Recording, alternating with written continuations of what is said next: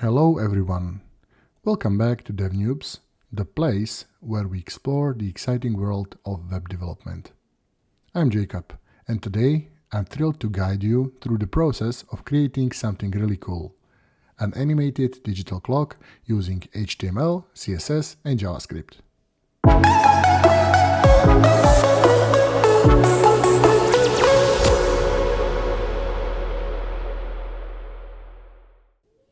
You might be wondering, why a digital clock? Well, aside from being a fun and visually appealing project, it's a fantastic way to dive into the fundamentals of web development and get hands-on experience with these three essential technologies. Whether you're a beginner looking to enhance your skills or a seasoned developer searching for a creative project, you're in the right place. By the end of this tutorial, you'll not only have a sleek animated digital clock, but also a deeper understanding of how these languages work together to bring your ideas to life. So grab your favorite code editor, mine is Visual Studio Code, and let's embark on this coding journey together. Without further ado, let's jump right in and start building our animated digital clock. We will kick things off by defining the basic structure of HTML. Here, we've set up a standard HTML5 document. Now we need to add a few lines of code.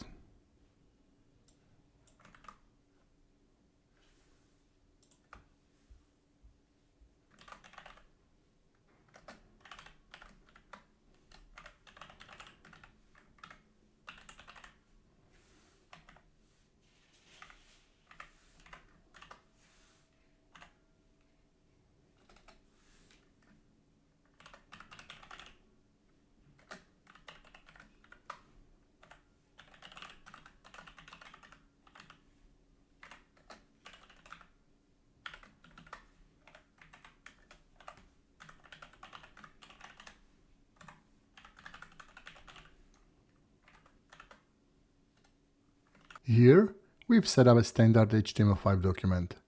The head section includes essential meta tags for character set, viewport settings, and compatibility.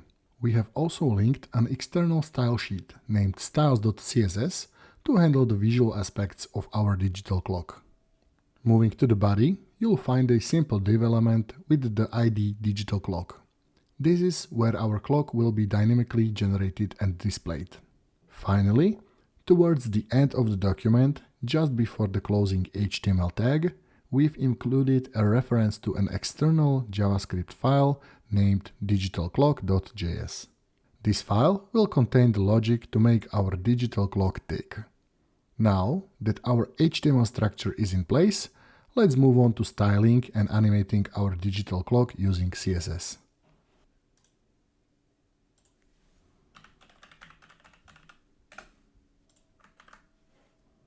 This part styles the body of the HTML document. It sets the width and height to 100% of the viewport width and height, respectively. The overflow hidden ensures that no scroll bars appear. Margin, padding and borders are removed by setting it to 0. The body is set to be a flex container, centering its content both horizontally and vertically. The background color is a dark shade. This code targets the element with the ID digital clock. It's set as a flex container with center-aligned items in both directions. The flex direction raw ensures that the child elements are arranged horizontally.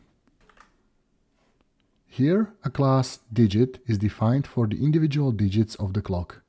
It's styled as a grid with 5 rows and 3 columns. Gaps between rows and columns are set, and the right margin is added for spacing. This rule targets inactive cells within every third digit and makes their background transparent. This styles the individual cells within each digit. They have a fixed width and height, are centered both horizontally and vertically, and have a border box model. A transition is added for smooth animations. The active class styles the active cells of the clock. It sets a background color and includes a transition for smooth changes. There's also a box shadow effect with a yellowish color, providing a subtle highlight and shadow effect when a cell is active. Note that I'm adding additional commented out box shadow variations that you can experiment with. This CSS code combines to create a visually appealing and animated digital clock. The flexibility of the grid layout and transitions allows for customization and experimentation. Now we need to check if the CSS code we created actually works with the HTML we want to create dynamically using JavaScript code. So let's first create it manually and let's see how it works.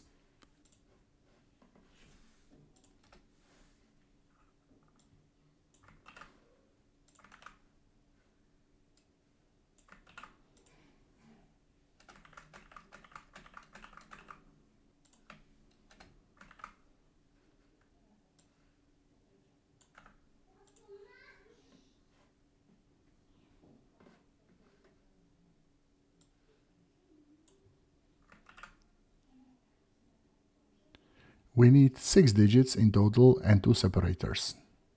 So let's create those. Here are first 2 digits and now we need a separator class. Separator class will consist only of the colon.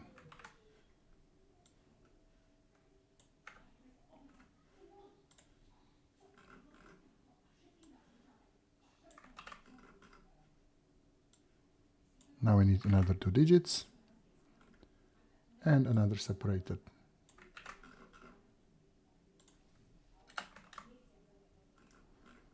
And we need another 2 digits.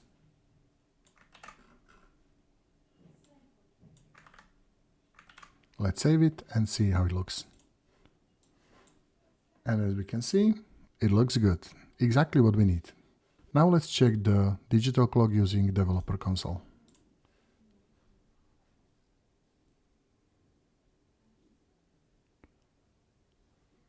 As we can see, the separator class looks a bit weird because it's too wide. Also, the last digit should not have any margin on the right side, so let's fix that.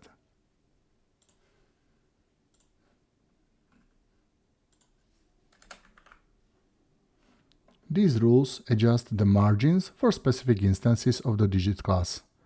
The end child selector targets every third child, adjusting its margins. The last child selector removes the right margin for the last digit. Let's save it and see how it works. As we can see, no right margin at the end, and the separators are a little bit narrower. So let's check it out on the full page. Looks much better. So far, everything looks good. It is time to start with the JavaScript code and generate the initial structure of the digital clock dynamically. First thing we need to do is to define the digits themselves. Every digit is displayed within a grid of 3 columns wide and 5 rows high. Each value in a variable numbers matrix represents the digit within this grid. 1 means the cell is active and should be visible. 0 means the cell should be transparent/invisible. This will create the shape of a digit inside of a grid. Also, the index at which the value is placed represents the value of the digit itself. So the string with ones and zeros in the zeroth index represents the 0 digit, and so on until digit 9 at the index position 9. I placed the separator symbol separately from digits because it logically does not belong to them. To be able to insert elements into the HTML, we need a reference to an element with ID digital clock. So let's make one. Now we need a loop to create digits and separators respectively. All in all, we will have 8 different symbols. 6 digits representing hours, minutes and seconds, and 2 colon separators between them. We have to create a new HTML element each time and give it a class digit. Then we need to check whether we are creating a separator or digit. Separators have fixed positions at index 2 and 5, so we can use this information to our advantage. We create a temporary variable which holds the symbol string representation from the variables defined sooner. Remember numbers matrix and separator variables. If we need to create a separator, we pass its reference to a variable. If not, we pass the first digit, which is 0. Keep in mind, we are just creating the digital clock HTML structure, so it does not really matter which digit we use, but it makes best sense to use 0 as it marks the initial value of a clock. So let's actually do the loop.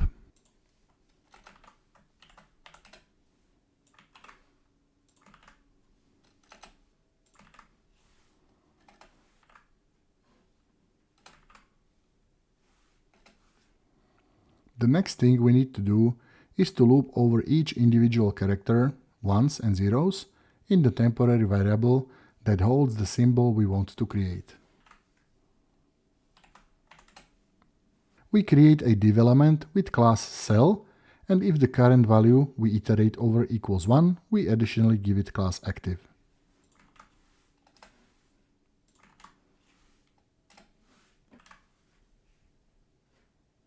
Then we append the newly created cell to the parent tag digit. And after the loop, we add the digit element to its parent clock container we defined at the beginning.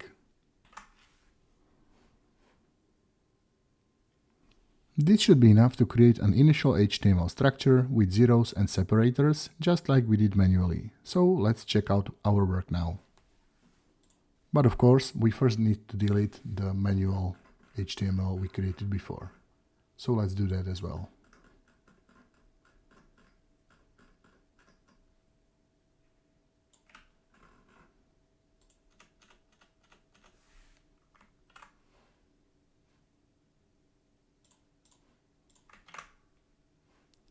And as we can see, after the refresh, nothing changed, so it means it works. We need something to change the digits of the clock. And that something is a live reference to divs with class digits but not separators. In order for the digital clock to update on a regular basis, we need to use one of the two functions, either set timeout or set interval. Since I do not want to recursively call set timeout every time, I decided to go with the set interval.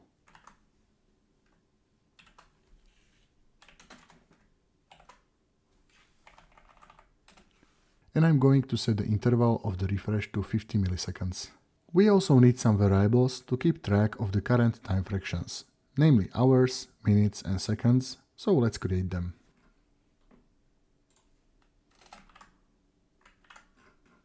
First thing to do inside of the interval function is to get the current timestamp into variable now.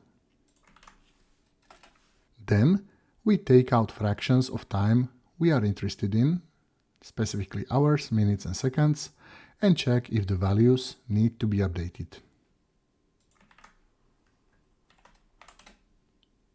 If any of the time fractions is changed, we create a new string containing a new set of digits for our digital clock.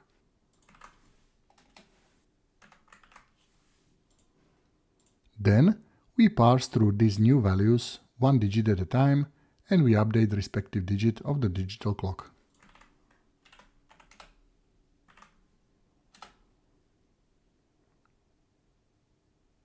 Luckily, we have only digits that need to be updated and reference to those digits from earlier. Next, we create a reference to all the cell divs inside the individual digit, and we loop through them and give or take active class to them based on a digit value that needs to be displayed.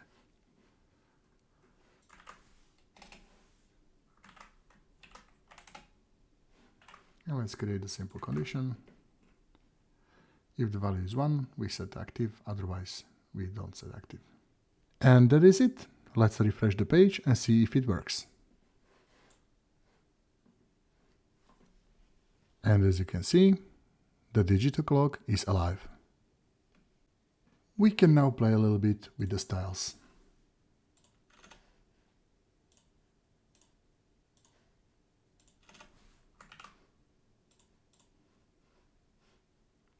Here is the first style.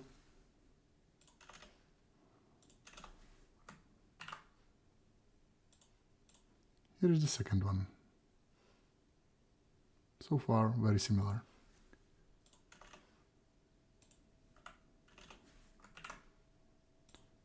Here is the next one, a little bit wonky.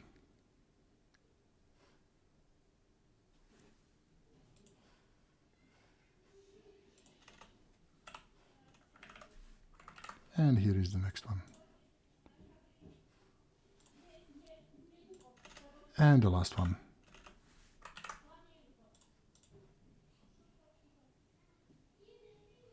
Okay, let's go back to the original one. Thank you for joining me on the journey to create your own digital clock. I hope this tutorial has been interesting to you and you have learned something new. If you enjoyed this tutorial, don't forget to like, share and subscribe for more exciting coding adventures. Feel free to experiment with the code, customize your digital clock and make it truly yours.